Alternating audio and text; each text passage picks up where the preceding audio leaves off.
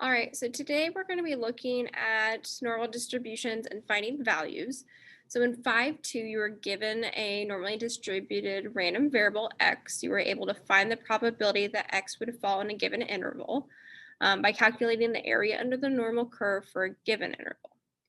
So what would you do if you were given the probability and you wanted to go find that corresponding value? So we're going to go backwards now. So if you were given the probability and wanted to find the corresponding, I'm going to change this to say z-score. Okay. We're going to look inside the table and work outside to find the z-score. Okay, so if we want to find the z-score that corresponds to a cumulative area of 0.7019. So I'm going to actually sketch this. Okay, so it's saying that this shaded area is the 0.7019. Okay, and we want to figure out what is this z-score. So remember, our tables always shows us the area to the left. So looking at 0.709, that's more than halfway through. So we're going to be looking at our positive values. And we want to look for 0.7019 on the inside. So here we have that area. And now we're going to work out to find what that z-score is. So we have 0.53.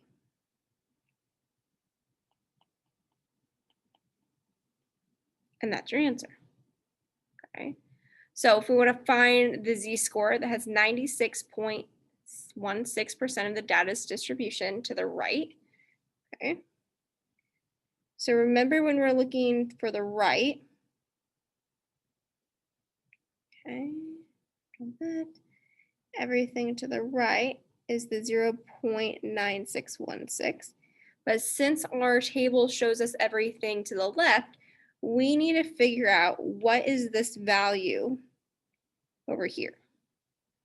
So we're going to take 1 minus the 0.9616, and that gives us 0.0384. I'm going to check that. Yep. Okay, so that's the area over here to the left that we're looking for. Okay, so that's going to be in the negative side of our table. So let's switch this back. And if we look for 0.03 and then 84, we have a z-score of negative 1.77.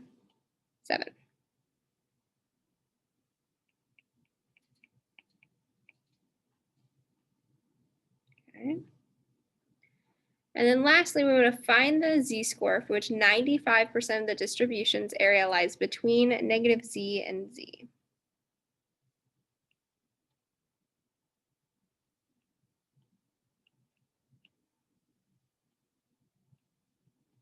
So if this is 0.95, this shaded area here,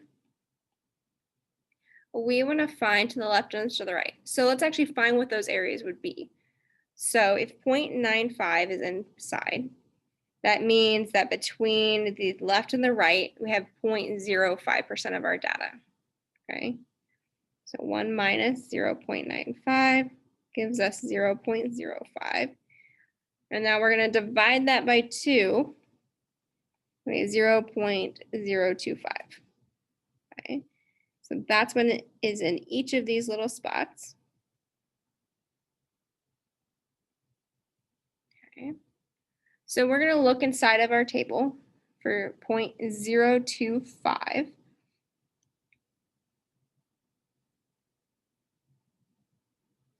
And we want to get as close as possible, okay?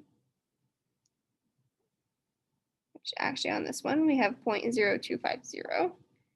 So that z-score is negative 1.96.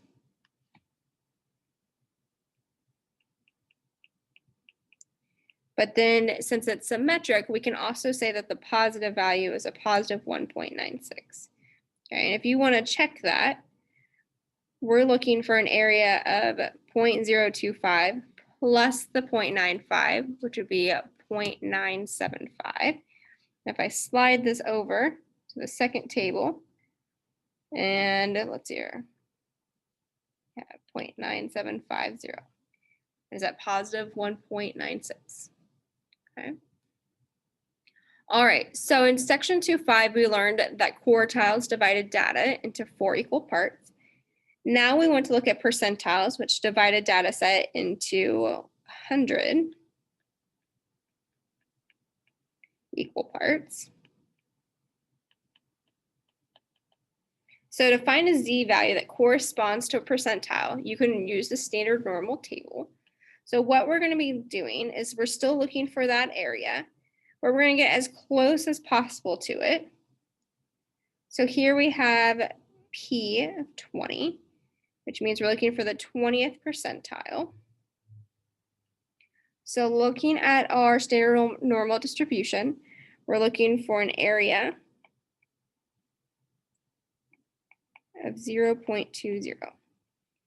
So the closest thing, so that falls right here in between 0.0197 and 0.0202, and you're going to look at which one is the closest. So we're 0.03 away from the one on the left, and we're 0.02 from the one on the right. So it's closest to 0.0202. So our z-score becomes negative 2.05.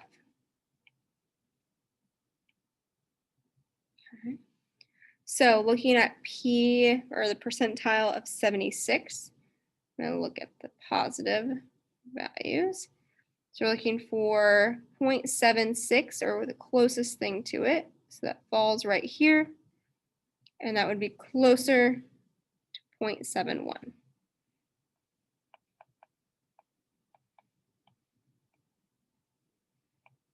And then the 50th percentile, remember that is right in the middle. So this z-score would equal 0. Okay. All right. So now, how would you transform a z-score to an x value? So I'm going to take our formula we have, z equals x minus mu divided by sigma, and I'm going to solve for x. So we're going to multiply both sides by sigma to get rid of that fraction. So sigma, times z equals x minus mu. And to get x by itself, we're going to add mu to both sides.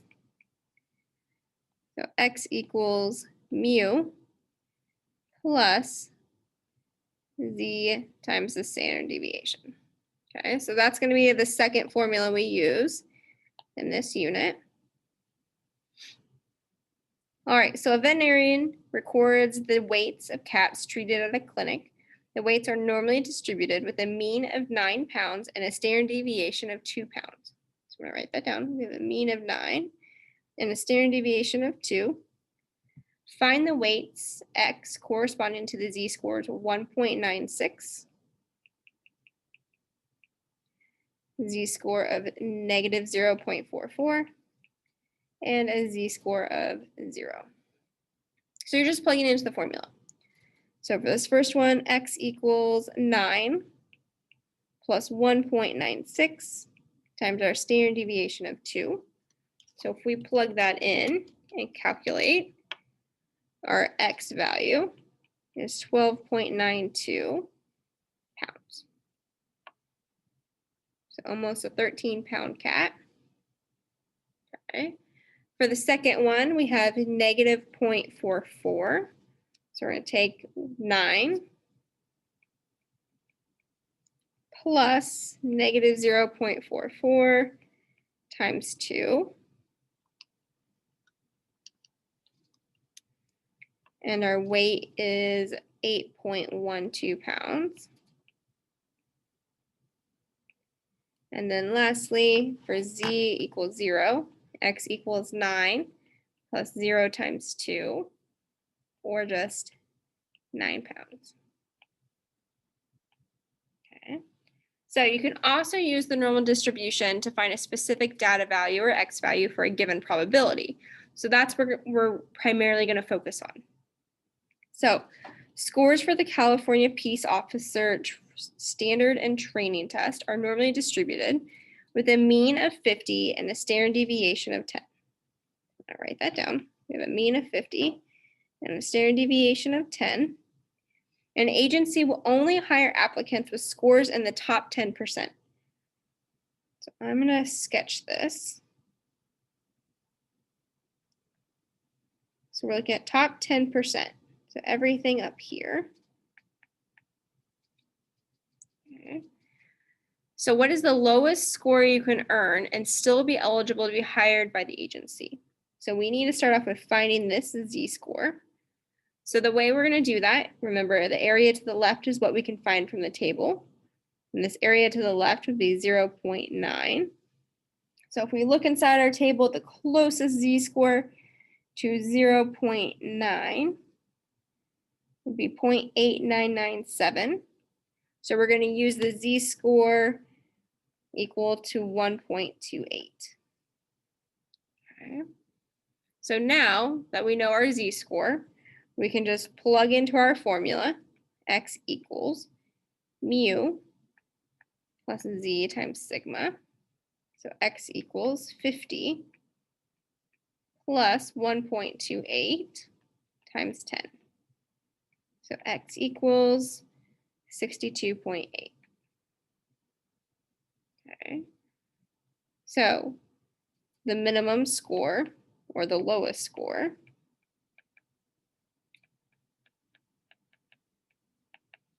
that can be earned